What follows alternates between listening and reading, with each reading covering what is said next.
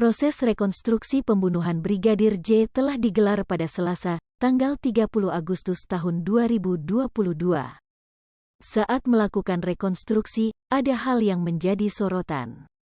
Pada adegan ke-12 dan ke-13 itu, diduga terkait isu soal hubungan terlarang Putri Chandrawati dan Kuat Ma'ruf. Tampak Putri Chandrawati sedang tiduran di kamar, namun Kuat Ma'ruf juga berada di dalam kamar tersebut. Pasalnya, mantan pengacara Baradae, Deo Lipa Yumara saat menjadi narasumber di acara TV One, pada Senin, tanggal 29 Agustus tahun 2022, pernah membahas soal isu hubungan terlarang tersebut. Deo Lipa menduga kuat motif pembunuhan terhadap Brigadir J terjadi adalah karena Kuat Ma'ruf dan Putri ingin menyembunyikan hubungan terlarang mereka selama ini. Komisioner Komisi Kepolisian Nasional, Kompolnas, Puji Hartanto, menerangkan soal adegan yang memperlihatkan istri Ferdy Sambo, Putri Chandrawati berbaring di sebuah ranjang. Ternyata bukan soal dugaan hubungan terlarang Putri Chandrawati dengan Kuat Ma'ruf. Puji menjelaskan, saat di Magelang, Putri sempat terjatuh di lantai dan berteriak.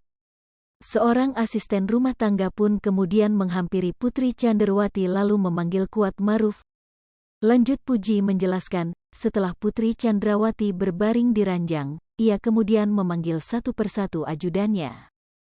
Namun Puji mengatakan tidak mengetahui soal pembicaraan Putri Chandrawati dengan para ajudan serta artnya saat itu.